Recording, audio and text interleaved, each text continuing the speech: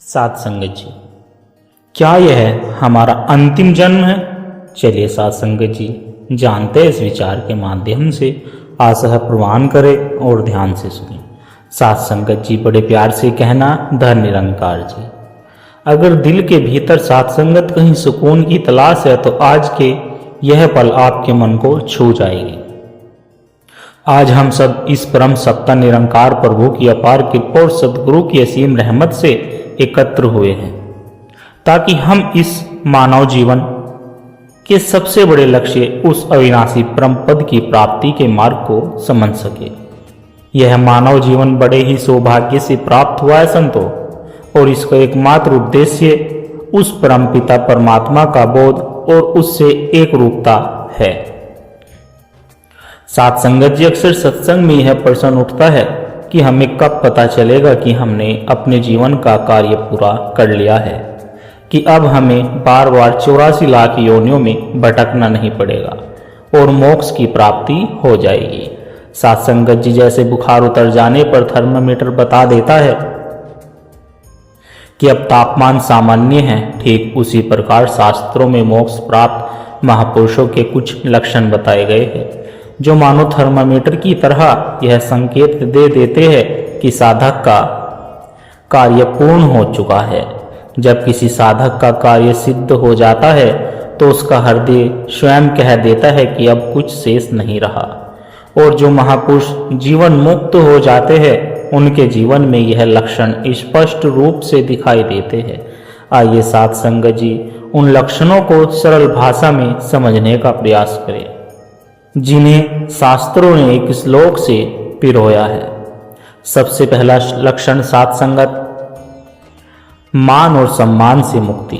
सात संगत जी, जरा सोचिए कि हम इंसानों की आधी जिंदगी किस में निकल जाती है? मान बढ़ाई, प्रशंसा और सम्मान पाने की चाहत में। हम चाहते हैं कि लोग हमें अच्छा कहे, हमारी तारीफ करे, हमें सम्मान दे। लेकिन जो महापुरुष आत्म साक्षात्कार के द्वार पर खड़ा होता है सात संगत,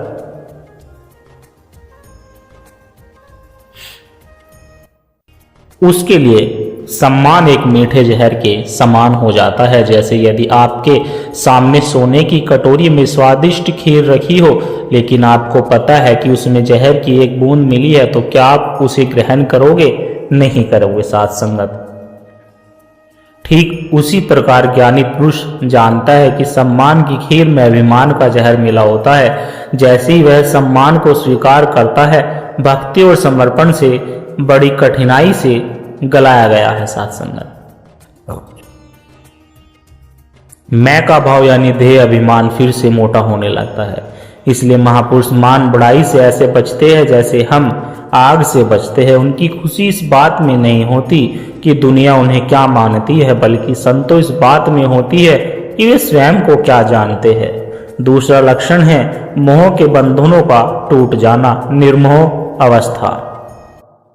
मोह एक ऐसा धागा है सात संगत जी जो हमें संसार के रिश्ते, वस्तुओं और विचारों से कसकर बांध देता है। संत तुलसीदास जी कहते हैं कि मोह ही समस्त दुखों और व्याधियों की जड़ है। जब तक मन में परिवार, धन या देह का गहरा मोह बसा रहता है, तब तक परमात्मा से सच्चा और अटूट प्रेम संभव नहीं हो सकता। एक म्यान में दो तलवारें नहीं रह सकती, या तो संसार का मोह रहेगा या फिर निरंकार का प्रेम रहेगा। सात संगत, जो मुक्त पुरुष होते हैं वे प्रेम सबसे करते हैं, सेवा सबकी करते हैं, लेकिन असाक्त किसी से नहीं होते। वे संसार में कमल के पत्ते की तरह रहते हैं, जल में रहकर भी जल से अछूते रहते हैं। तीसरा लक्षण है सात संगत, संगत दोष से परे होना। सात संगत जी, हम जैसे लोगों पर संगत का बहुत प्रभाव पड़ता है। अच्छी संगत से अच्छे विचार आते हैं और गलत संगत में मन भटक जाता है। लेकिन जो अपने स्वरूप में स्थित हो जाता है वह संगत के दोष से ऊपर उठ जाता है। आप उसे फूलों के बगीचे में बैठा दे या कांटों के बीच महल में रखे या भीड़ भाड़ वाले बाजार में, उसकी आंतरिक शांति और आनंद पर कोई प्रभाव नहीं पड़ता संतो। वह भारी परिस्थितियों का गुलाम नहीं होता, बल्कि अपने भीतर के आनंद का स्वामी बन जाता है उसकी शांति यह बाहर से नहीं भीतर से आती है। चौथा लक्षण है सात संगत कामनाओं का अंत। एक मुक्त आत्मा की सारी कामनाएं शांत हो जाती है। सात संगत जी, हमारी तो इच्छाओं की सूची कभी समाप्त ही नहीं होती। एक इच्छा पूरी होती है तो 10 नई पैदा हो जाती है। हम हमेशा कुछ पाने, कुछ बनने की दौड़ में लगे रहते हैं, लेकिन जिसने आत्मा के उस अनंत सागर का रस चख लिया, उसे अब संसार की छोटी छोटी नदियों की प्यास नहीं रहती। उसे समझ में आ जाता है कि असली सुख बाहर की वस्तुओं में नहीं बल्कि अपने भीतर है। उसकी एकमात्र कामना यही रह जाती है कि सब जीव उस परमात्मा के प्रेम से रंग जाए। और सात संगत जी, पांचवा और सबसे बड़ा लक्षण है हर परिस्थिति में संभव द्वंद्वों से मुक्ति। हम सब सुख दुख, मान अपमान, निंदा प्रशंसा के झूलों में झूलते रहते हैं। कोई तारीफ कर दे तो फूल जाते हैं, कोई कड़वा शब्द कह दे तो मुरझा जाते हैं। लेकिन जो जीवन मुक्त महापुरुष होते हैं वे इन सभी द्वंद्वों से परे हो जाते हैं। उनके लिए मान और अपमान एक समान होता है।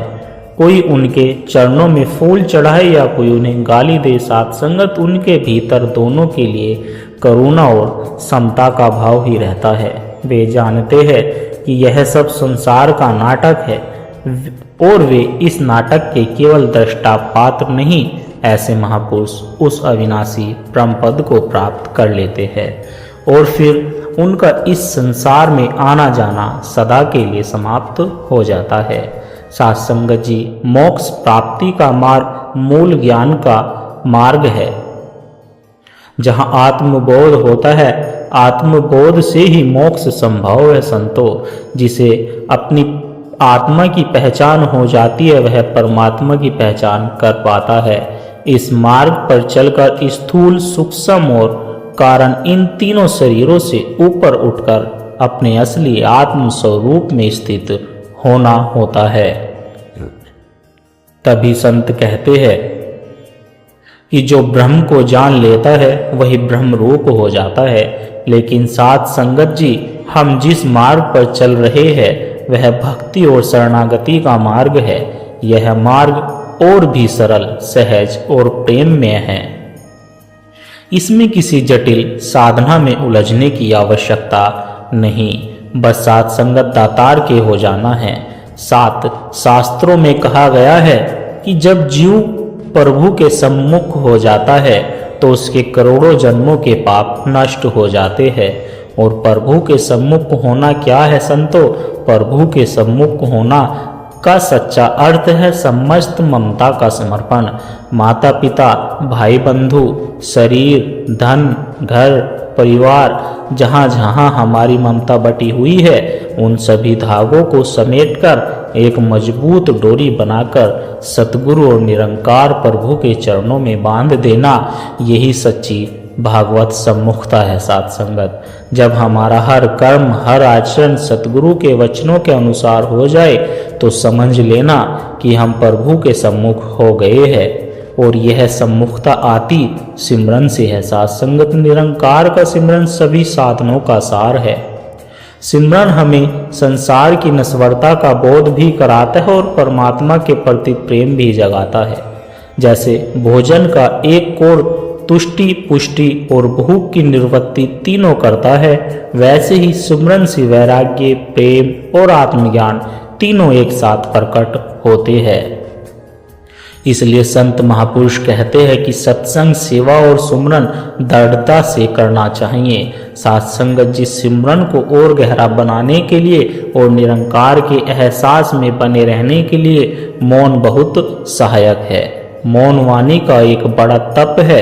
मौन हमें कटु वचनों, निंदा और चुगली से बचाता है और हमारी ऊर्जा सुमरन में लगती है। यदि हर समय मौन संभव ना हो तो दिन में 1-2 घंटे का अभ्यास करना चाहिए। और यह मौन तब सबसे अधिक फल देता है जब कोई हम पर क्रोध कर रहा हो या अपशब्द कह रहा हो। उस समय कुछ क्षणों का मौन भी बड़े संकटों को टाल सकता है। साध संगत जी, मन की चंचलता हमें बार बार विचलित करती है, हमें अपना प्रयास करते रहना चाहिए। यदि कोई हमें बुरा कहे तो द्वेष नहीं पालना, बल्कि यह समझना कि दातार हमारे भीतर के संस्कारों को शुद्ध कर रहे हैं। हमें अपने चित्त से द्वेष मिटाकर प्रेम को बढ़ाना है।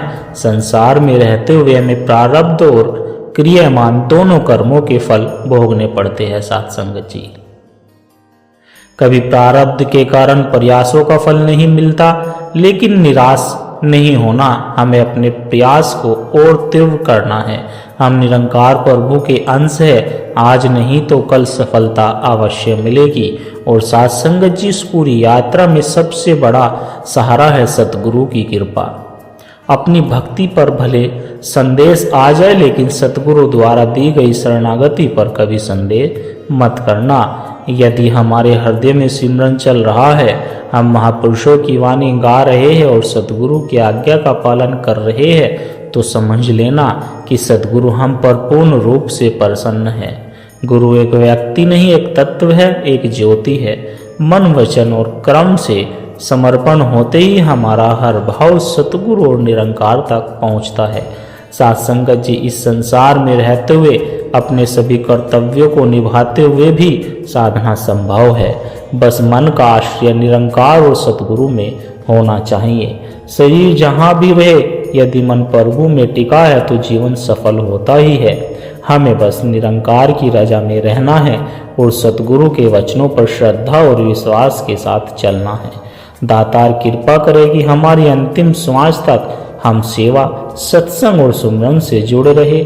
साथ संगत, कहने और समझाने में दास से कोई त्रुटि हुई हो तो दास को क्षमा करना और आप सब भी क्षमा करना। साथ संगत, बड़े ही प्रेम और सत्कार के साथ कहना जी, धन निरंकार जी।